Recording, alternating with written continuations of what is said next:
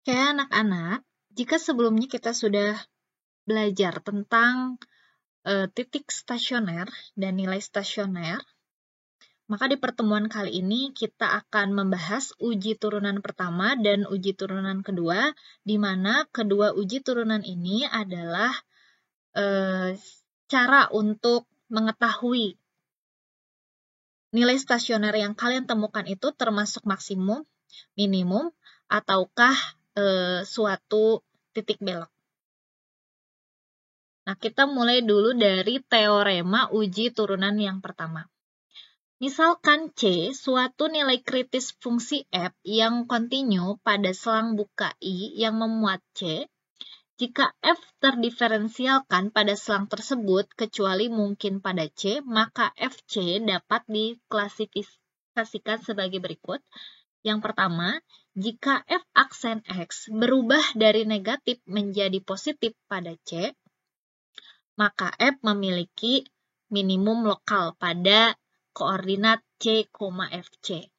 Yang kedua, jika f aksen X berubah dari positif menjadi negatif pada C, maka f memiliki maksimum lokal pada C, Fc. Dan yang ketiga, jika f aksen X bernilai positif pada kedua sisi C atau negatif pada kedua sisi C, maka Fc bukanlah nilai minimum lokal maupun maksimum lokal. Mungkin lebih jelasnya kita lihat grafiknya ya. Nah, ini gambar yang sebelah kiri adalah perubahan dari negatif ke positif. Jadi awalnya itu f aksen X kurang dari 0. Nah, f aksen X kurang dari 0 itu kan kita tahu bahwa ini adalah fungsi turun ya, fungsi turun, f turun.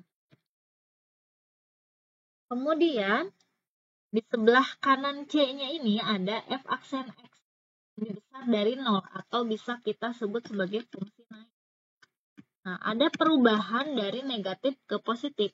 Maka yang seperti ini dinamakan minimum lokal. Titik C, Fc-nya itu adalah minimum lokal. Kemudian yang gambar sebelah kanan, kita lihat ada f aksen X lebih besar dari 0. Jadi arah sebelah kiri C itu f aksen X lebih besar dari 0 atau dikatakan sebagai fungsi naik. Nah, sedangkan di sebelah kanan C-nya f aksen X kurang dari 0 atau fungsi turun. Kita lihat ada perubahan dari positif ke negatif, maka yang seperti ini memiliki maksimum lokal di koordinat C, Fc.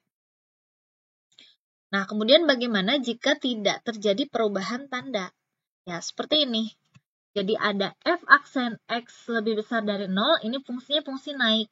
Kemudian dia berbelok sedikit, tetap tidak berubah tanda. F aksen X lebih besar dari 0. Jadi awalnya positif, kemudian positif lagi. Sehingga titik C, Fc ini kita sebut juga sebagai titik belok. Nah, ini yang dinamakan titik belok. Kemudian f aksen X kurang dari 0, jadi fungsinya turun, kemudian berbelok sedikit, turun lagi. F aksen X kurang dari 0. Ini juga dikatakan sebagai titik belok. Ya, atau tidak memiliki titik maksimum dan titik minimum lokal. Nah, bagaimana jika digunakan di dalam contoh soal? Nah, misalnya kita punya contoh, tentukan jenis titik stasioner dari fungsi fx sama dengan 2x pangkat 3 dikurangi 3x pangkat 2 dikurangi 12x ditambah 2. Nah, kita mau menggunakan uji turunan pertama. Kita gunakan uji turunan pertama. Nah, yang pertama kita lakukan adalah mencari f aksen X-nya. Nah, di pertemuan sebelumnya kita tahu bahwa untuk mencari titik stasioner, hal pertama yang harus kita lakukan adalah mencari turunannya, dan turunannya itu harus sama dengan 0. Berarti f aksen x harus sama dengan 0. Nah, kita turunkan. 2x pangkat 3 diturunkan menjadi 6x pangkat 2. Kemudian min 3x pangkat 2 diturunkan menjadi min 6x. Kemudian min 12x diturunkan menjadi min 12. 2 diturunkan menjadi 0. Nah, ini harus sama dengan 0. Nah, ini boleh kita sederhanakan dulu supaya mudah. Dibagi 6 semua menjadi x kuadrat dikurangi x dikurangi 2 sama dengan 0.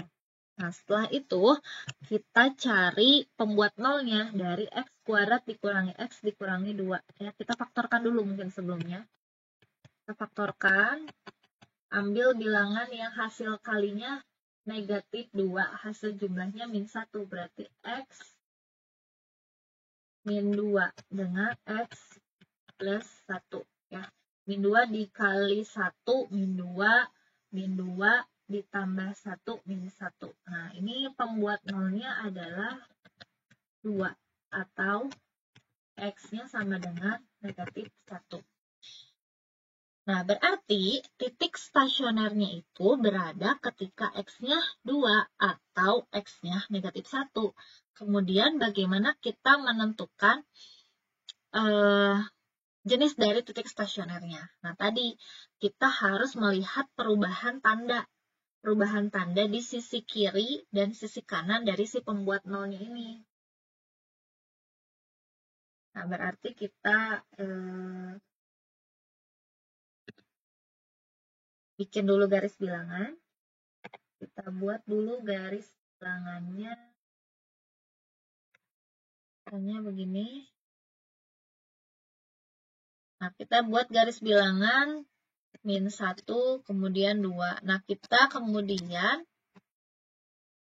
mengecek tanda di sebelah kiri dan sebelah kanan dari masing-masing absis ini. Nah, kita misalnya masukkan yang sebelah kanan 2 dulu ya.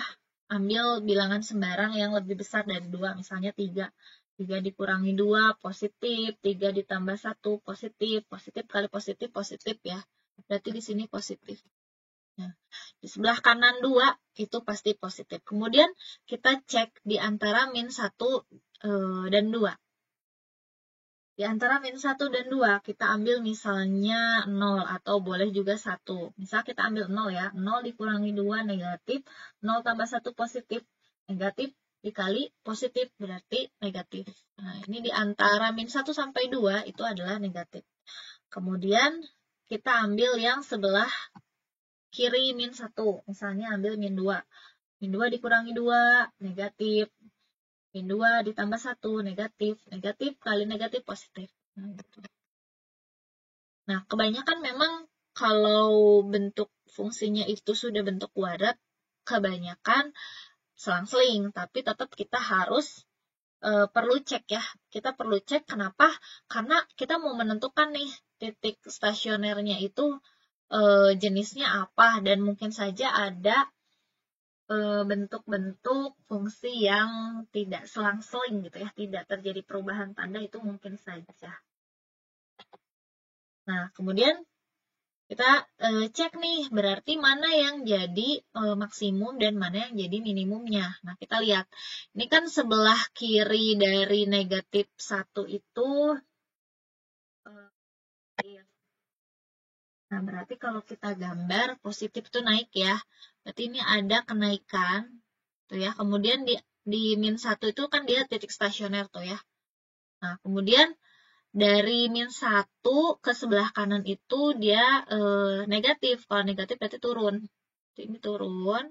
Tuh ya. Sampai di 2. Nah, kemudian naik lagi. Nah, gitu ya kira-kira. Jadi dari sini kita bisa simpulkan bahwa X sama dengan 1 ini ya, min 1 ini menghasilkan sebuah titik stasioner yang maksimum gitu. Jadi maksimumnya ketika, nah berarti kita bisa simpulkan maksimum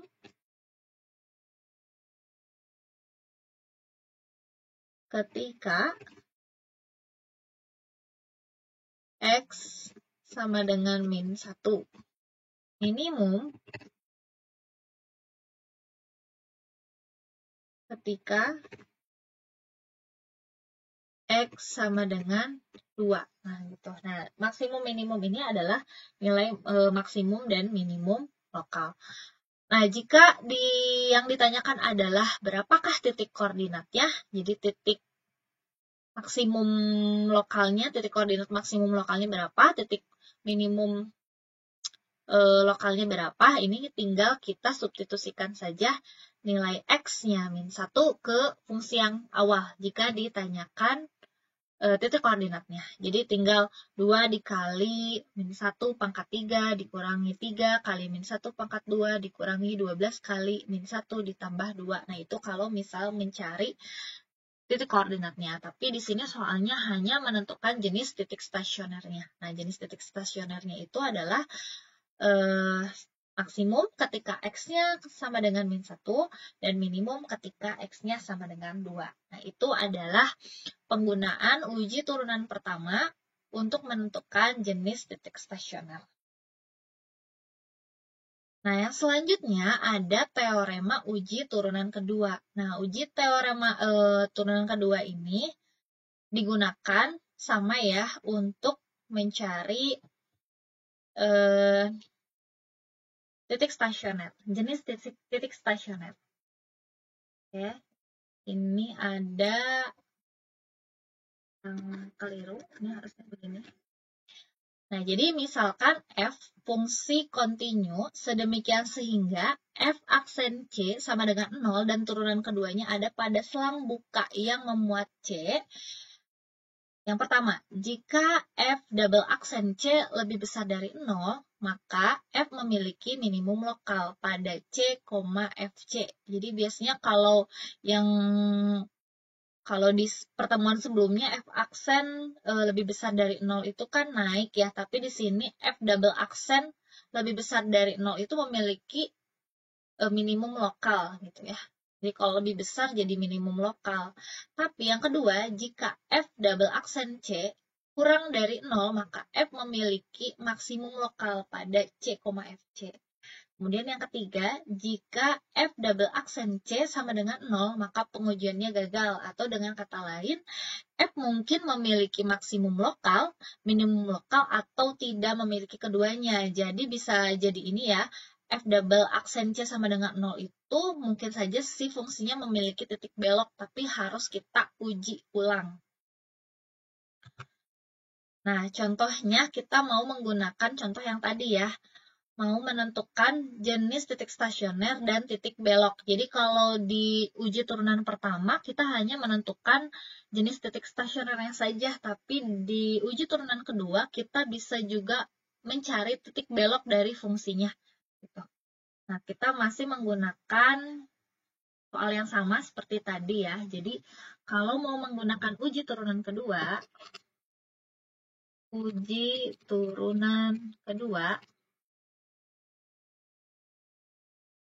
tentu kita harus mencari dulu uji turunan satunya juga tetap harus kita tulis ya. Jadi f aksen X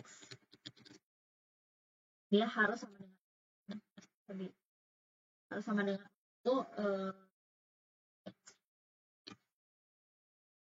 syaratnya ya untuk mencari titik stasioner. Kemudian kita turunkannya jadi X pangkat 2 dikurangi 6X dikurangi 12 dengan 0. Jadi langkah pertamanya tetap sama, ini kita bagi 6, X kuadrat dikurangi X dikurangi 2. Nah, ini kemudian kita faktorkan, sama min 2 dan X plus 1 sama dengan 0, sehingga pembuat 0-nya itu adalah 2 atau X-nya sama negatif 1. Kemudian, nah langkah pertama sama. Kemudian langkah selanjutnya apa? Kita harus mencari F double aksen X. Nah, Tadi kalau f aksen x kuadrat dikurangi 6x dikurangi 12. Nah, ini kita cari turunan keduanya. Diturunkan lagi 6x kuadrat diturunkan menjadi 12x ya. Kemudian negatif 6x diturunkan menjadi, nah seperti ini, 12x dikurangi 6. Kemudian untuk menentukan jenis dari titik stasionernya, ini berarti kita mau substitusi nilai x yang tadi x2 dan x-nya sama dengan min 1, itu kita substitusi ke f double aksen. Nah, berarti yang selanjutnya kita cek jika x sama dengan 2. Nah, berarti kan di sini f double aksen 2 sama dengan 12 dikali 2 dikurangi 6. Nah, kita cek hasilnya ini. 12 dikali 2.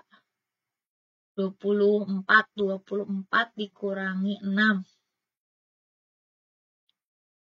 18. Nah, 18 ini lebih besar dari 0. Nah, di teorema uji turunan kedua, kalau si f double aksen C-nya itu lebih besar dari 0, maka ini adalah minimum ya. Minimum lokal. Tuh. Kemudian kita cek lagi jika x sama dengan min 1. Nah, kita coba f double aksen min 1.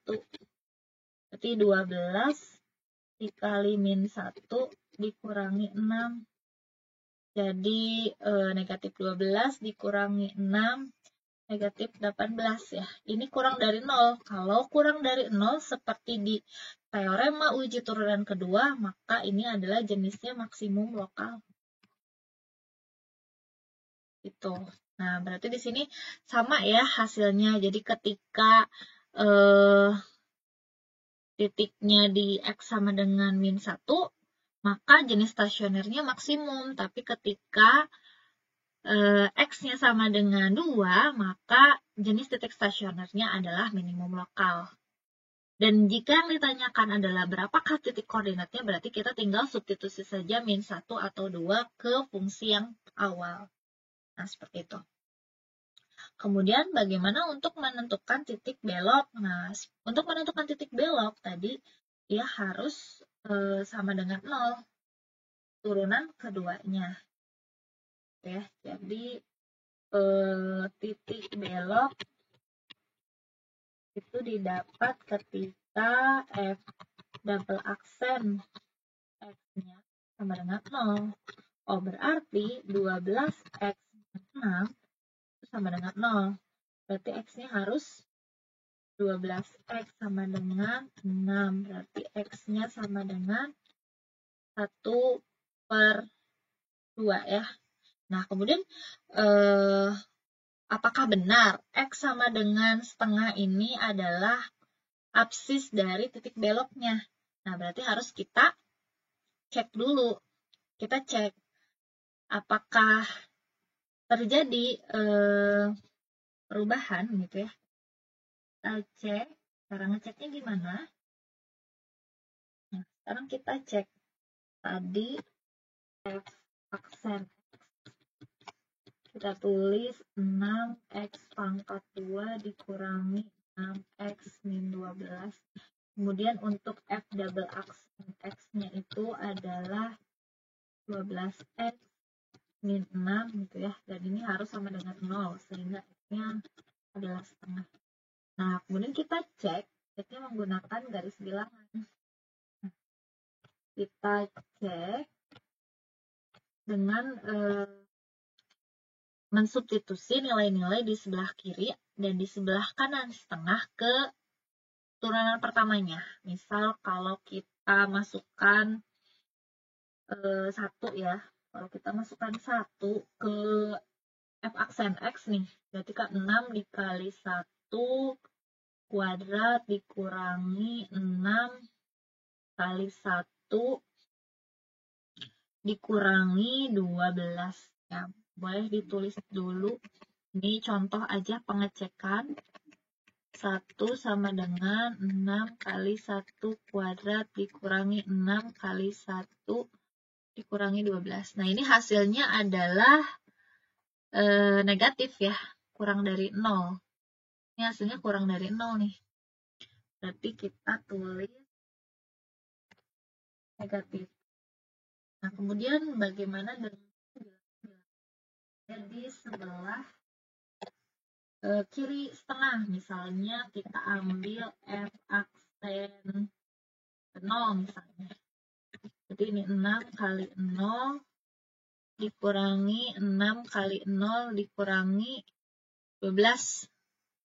Nah, kita lihat 0 dikurangi 12 berarti kan negatif. Ini negatif juga. Nah, negatif. Nah, di awal kita sudah tahu bahwa jika tidak terjadi perubahan tanda, jika kita cek di turunan pertamanya, maka tuh ya, X sama dengan setengah ini adalah titik belok. Absis dari titik belok. Nah, kemudian bagaimana menentukan koordinat titik beloknya? Koordinat titik belok. Nah, cara menentukan koordinat titik belok adalah mensubstitusi setengah ini ke fungsi yang pertama. Jadi 2 dikali setengah dipangkatkan 3 dikurangi 3 kali setengah dipangkatkan 2 dikurangi 12 kali setengah ditambah 2. Ini kita hitung 2 dikali 1/8 dikurangi 3/4 dikurangi 6 ya, ditambah 2. Nah, ini kita sederhanakan menjadi 1/4 dikurangi 3/4 dikurangi 6 ditambah 2. Nah, 1/4 dikurangi 3/4 berarti negatif 2/4 atau negatif setengah dikurangi 6 ditambah 2. Jadi ini min 6,5 ya. Min 6,5 ditambah 2. Berarti jadi min 4,5. Nah, jadi koordinat dari titik beloknya adalah apa? Koordinatnya itu setengah koma min 4,5. Jadi setengah koma min 4,5. Nah, seperti itu. Nah, sekian ya untuk video pembelajaran tentang uji turunan pertama dan uji turunan kedua. Untuk video selanjutnya mungkin kita akan membahas tentang beragam soal-soal turunan fungsi aljabar.